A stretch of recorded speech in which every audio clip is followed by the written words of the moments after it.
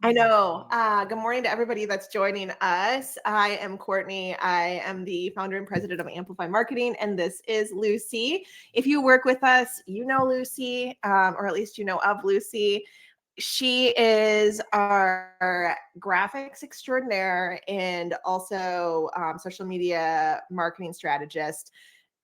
She's also coming to us from Uganda today. You're not in New York this week. No, I have a little bit of like humidity here and it's kind of a little dark over here, so I apologize. I'm sweating, but I am not am I 9 hours ahead of you right now? 9 hours I don't maybe? I'm know. not even sure. It's 10:25 here. It is. What time is it here? It is 7:25. So yeah, 9 hours. So Yeah. I've got my like post day. Probably should take a shower soon, but excited to be here. Okay, so but before we like dive into what we're talking about today, which is mastering visuals with your social media content, um just like explain why you're in Uganda right now, because I think that's always confusing when I tell people Luci's on a different timetable. She's in Africa. Fair. So, wow, 12, almost 13 years ago, I took a university trip um, for a summer to Uganda, and I spent some time like deep in the rural village of Bethlehem in Chiotera in Uganda for like 2 months, working with a school with a sponsorship program for kids and also a soccer program. So that kind of kicked off a few years of continuing to work with that organization.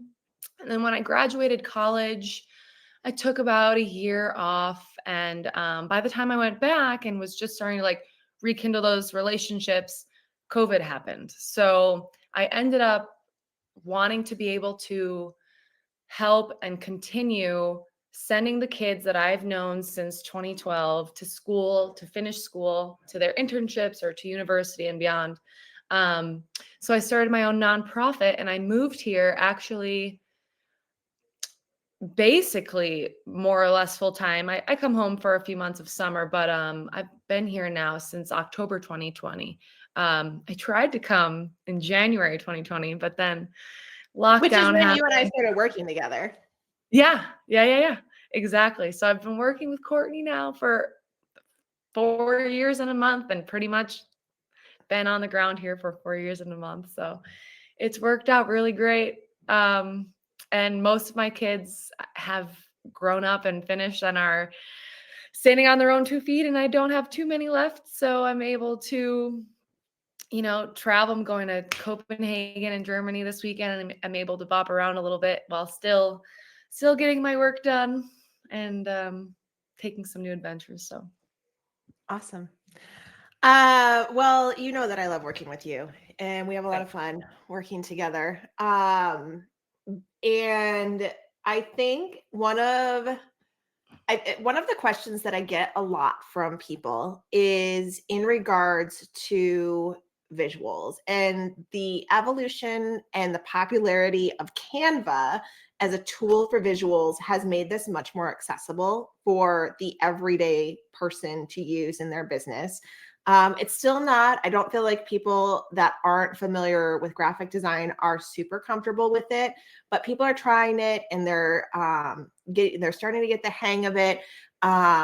Maybe wondering how they can improve their graphics or do a better job with their graphics.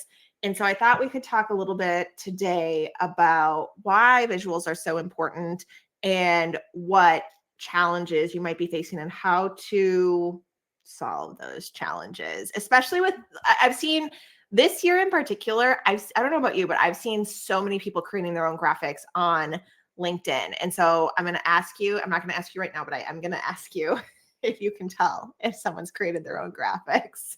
Totally. Yeah, I mean, visuals are super important. I mean, we're in an era where, we are overstimulated by the amount of information we are given. We've gone from watching hour-long documentaries to 10-second clips. We want here and now, we want information super quick. No one wants to read a ton of text. So you have Right. to make your visuals stand out. Like that's what's going to capture me to even read maybe any of your text at all. Like I'm not going to go to your text first. I need to be like stopped in my tracks and and something needs to catch my eye in order for me to learn more, to read more, to check you out a little bit further. So visuals really, I think, make the most impact. And yeah, like you said, you can know immediately if they're well done or if they're trying and they're new at visuals. And I think Canva is a great tool for beginners because it comes preloaded with all these templates. And while I don't want you to stick to those pre-made Canva templates while you're still learning, it's a great spot for you to be in. But when you feel a little bit more comfortable, you can take those templates and make gradual edits because again, Canva is being used by I don't even know how many millions of people. So Mhm. we're all aware with a lot of these templates that are out there. So you want to make some changes to kind of make yours unique and yours stand out when you have a little bit more comfortability.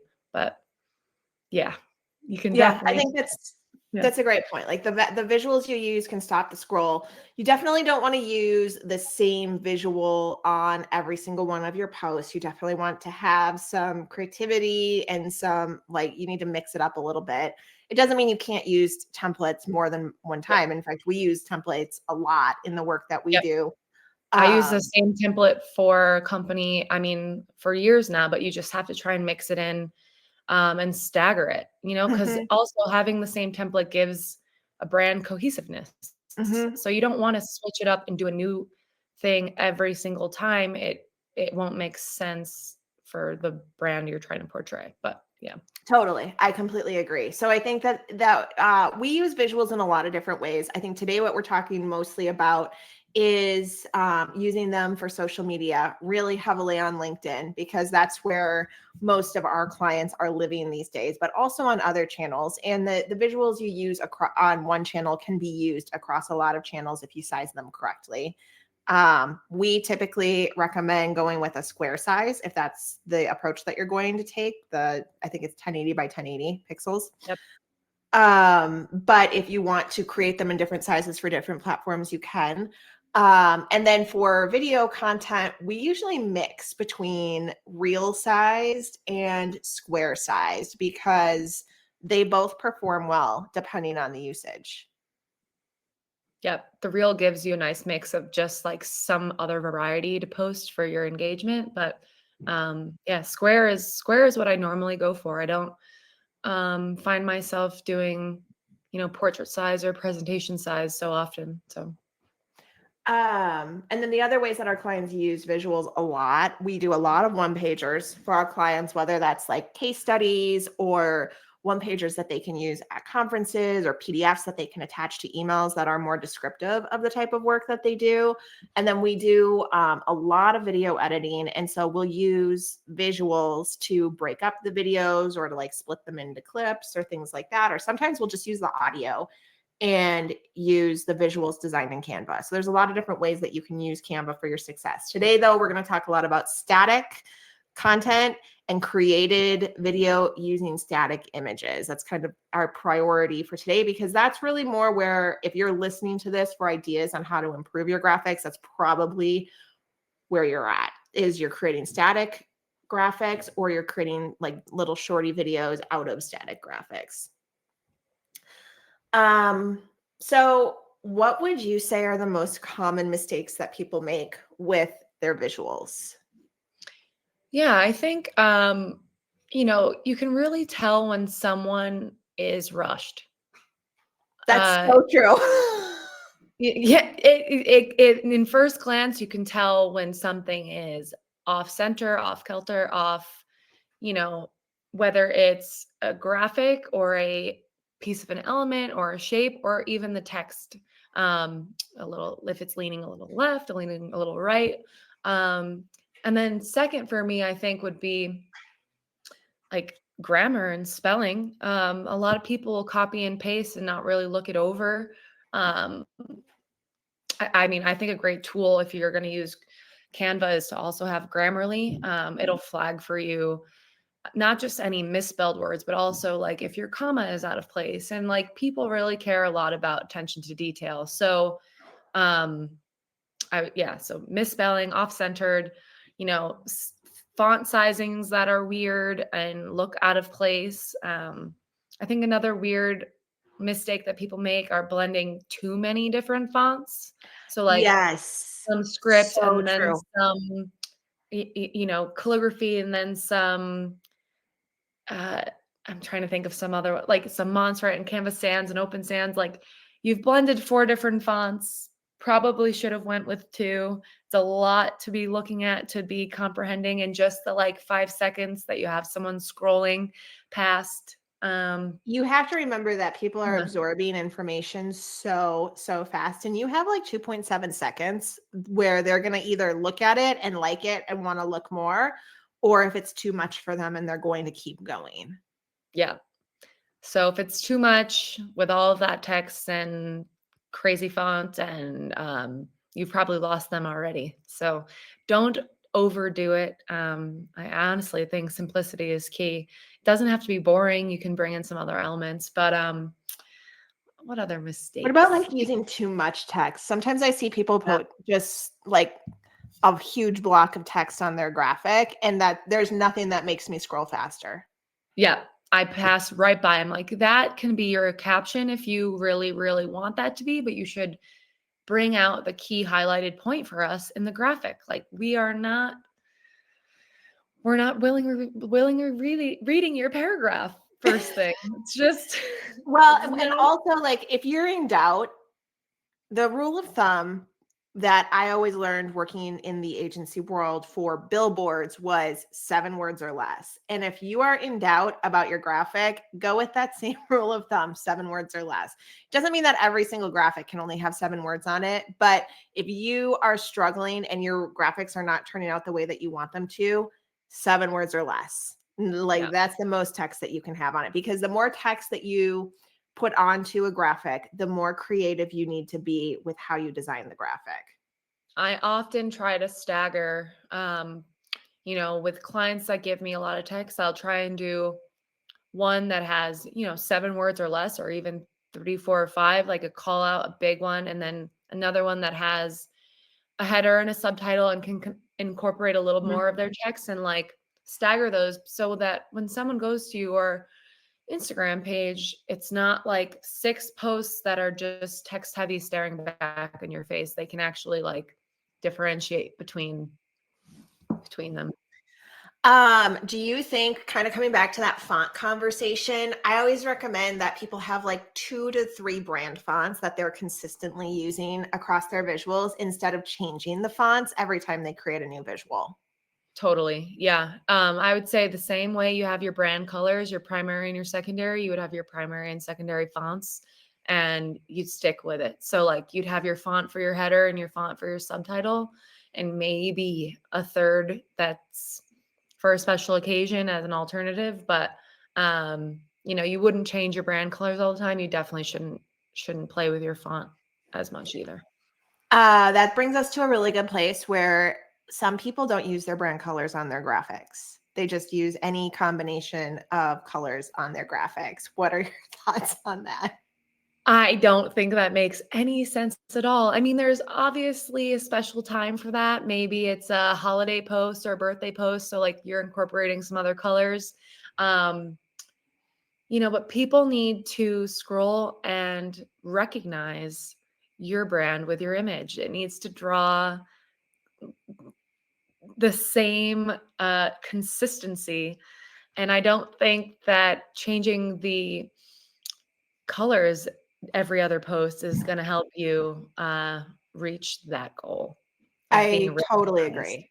And I think it's the same thing too with logos where I I think it goes back and forth. Like, do you want your logo on every post or do you not? We work in a lot of high compliance industries where you have to have your logo on your content.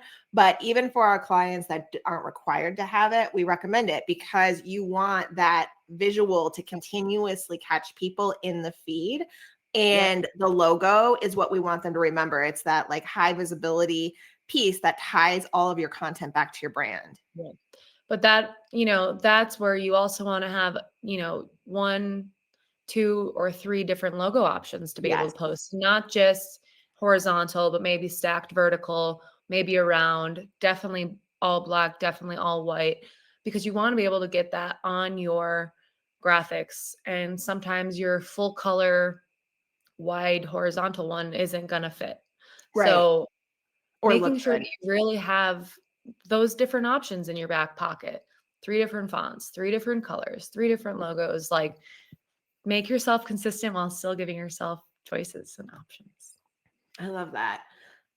Okay, what about white space? I feel like, and it's not always like, sometimes it's different. It's blue space. I don't know, but Yeah.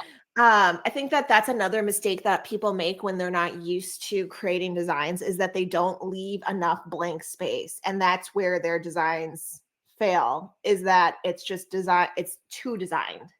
They pack it in. They Yeah, pack in every single thing they are hoping to convey, and they're actually losing you, and they're not conveying any of it. yeah. Our eye will just dodge right past that because it's too much to comprehend. You have to think about a magazine ad anymore. Like they are so minimalistic. Hmm. Um, I mean, I wouldn't really compare it to newspaper because newspaper is mostly text, but yeah, magazine and advertisements that you take out, even online advertisements. You have to keep that amount of white, black, blue, whatever kind of space so that you can easily travel through the graphic and read and see what's going on versus like being so packed in you're just stacked on and you didn't really understand any of it. I totally agree. Okay, I'm going to bring up some examples from our team that we can share in Canva just so we can kind of give a little bit better explanation of what we're talking about. So, this is a nonprofit that we work with, and they are a literacy program. So this is a lot different than a lot of the content that we create. We do have a couple of youth organizations that we work with, but this style is a little bit different, and I like it because it's fun and it showcases personality. So I'm just gonna It pull is this. one of my favorite clients to work on because you get to have a little bit more fun. Yes, and you can see, I mean, that spacing, that blank space, you can really see that on this piece where we have just kind of the logo here that's a little bit smaller. It doesn't have their name on it, but you still would recognize this if you had seen them popping up in the feed. But you can see like there's not a lot of text on the page. It's more about the overall visual than it is about filling every piece of space with copy. And I Uh, love what they did there with they cropped out their actual name, Start Reading Now, and just left their books because it's enough to be recognized. Yes. So that's where you're talking about having different styles of logos, where this is a different style of their logo right here that we're using. And you can see like there's so much space that's not covered with the design. And it kind of makes it look more cohesive because you're letting the elements work together instead of trying to put as much on the screen as you possibly can. I love this. I love all of the designs we do for this brand. I love their colors. I love that it's bright. It really catches your eye in the feed. You can see that we're using a lot of the same fonts throughout all of the different posts and bringing a lot of the same elements throughout all of the posts.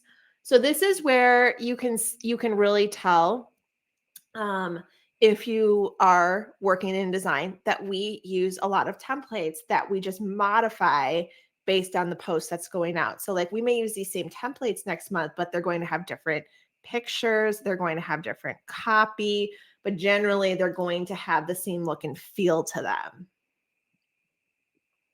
Yep. And having enough in your back pocket to rotate through. So, And this is another great example of that space where you have a lot of blank space here, but that's good because when it's overcrowded, it like crowds your ability to see what's actually happening and makes you want to keep scrolling. yep. It's like that whole concept of when your house is cluttered and your brain is cluttered. Like when my house is cluttered, I can't work because it clutters my brain. It's the same thing. When the image is cluttered, your brain can't absorb it and you have to keep scrolling. Okay, so that's one really great example. Whoops. to exit full screen. Oops. There we go. I don't know what I did. Okay, so this is another one. You just did these for integrated equity management. And before we dive in, congratulations to Danica, who recently won Finance and Commerce's Top Women in Finance for 2024. That was just announced last week. I love these, and I love how it's not a ton of words on the page, and you overlaid her headshot over the actual copy, but you still know what it says because the post will reflect congratulations to Danica. Yeah. And I love how it's kind of mimicked in the background but muted out, but you still have a lot of space on the page to absorb what's happening. Yeah, you're able to play with the text a little. You don't always have to make it legible if your copy and your caption kind of follow, you can help tell the story. So, Yeah. This is another one that I think really speaks to having that space on the page where we're not trying to fill every open spot. It's letting the design work hard without having too many elements on the page. And then this is actually a little video. I don't know if I can, I think it plays the whole thing just the way that this is. That will post with the actual video on it. And it looks great. I mean, it's working something different in. And this was actually at their request that they wanted something different. And so you worked some different fonts in that we wouldn't normally use, but this is a congratulatory post. It's not a regular social post for them. So we want to make sure that it's really stopping people in their feed and getting the information to them. yep, definitely. There's always a good time for a little bit of change, but not with your overall brand. Make it sure it's for a holiday or congrats or award or birthday, something that stands Yes. out. Okay, this I also love. I love the branding that we do for Utility. I thought this was a really great example of that. And I love that this has kind of the transparent color in the background that's then giving you like the fully clear photo in the foreground. I think that's really cool. The text is very short and sweet. It's not a lot of text, but it's well balanced. The fonts look really good. Same here. We have a lot of empty space around, but it's not doing nothing. I mean, even if it were just green, it would probably, like, we could darken this and you could see what it would look like if it were just more green. I don't know what that is. So maybe I'm just talking poorly. There we go. But I do really like how these turn out with just kind of that billboard approach to the text where it's short and sweet and it's asking a question or giving a stat, catching your eye so that you actually read the rest of the post. Yeah. Looks like you want to read that article. Yes. Okay. And then totally different industries. These are all different industries, right? We have a nonprofit within youth. We have a financial planning firm. We have a health tech firm, and we have a real estate firm. And these I think are really fun. So Leslie and Megan run 512 Vibe in Austin, and they have like more of a funky brand, but it's still very professional. And I love that you took all of these static photos from a listing that they had and put it together. I also love the audio that you chose. And you can see like just all of the things that we just talked about. There's not even text on every single image here, but the images are really high quality. So they speak for themselves. Yeah. I try not to overcrowd something that is already nice. Like sometimes we have to put up a photo that is a little lower quality. So you have to try and make something else work, but those are stunning. So there is no need. I really like that. Um, I think that those are all really good examples and very different examples of don't always use the font that Canva, like the biggest mistakes that you could probably make would be just using the font that Canva defaults to when you open a new empty graphic. Yeah. That it's always Canva Sans, and isn't it? It's Canva Sans or Open Sans, Yeah. and everybody uses it. You are not going to stand out if that's the only font that you use. Yep. This is another one, and I'm going to show you this on the screen. This drives me crazy. And I probably never even told you this. What drives me crazy is on this page, it works. I have no idea what the spacing is, but this will always default to the same spacing on every single graphic. And you don't always want the spacing to be this 1.4 or 2.01 or skinnier 2.77. I think it was at 1.4. You may even want to change the letter spacing. Like, these are all different elements that can really make your graphics, like your font, look different and look better. So don't always leave it as whatever the default is for that font in Canva. Know that you can change it based on whatever your design needs. And it's not those things, the spacing are not going to, even if you're using the same font on different designs, it's not always going to remain the same. Like if you look at the spacing of this font here versus the spacing of the font here, it's very different. Yep.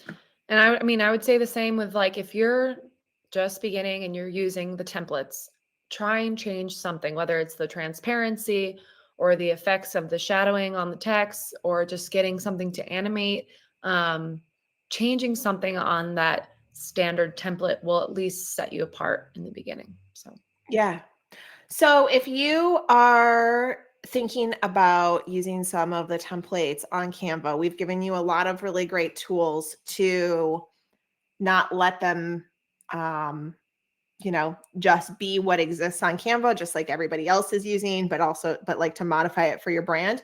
But if you want custom templates for your brand, Luci actually creates those for our clients. So you can certainly reach out to us. We're going to try to get a page up here before we launch the replay of this, to let you just get some branded templates done.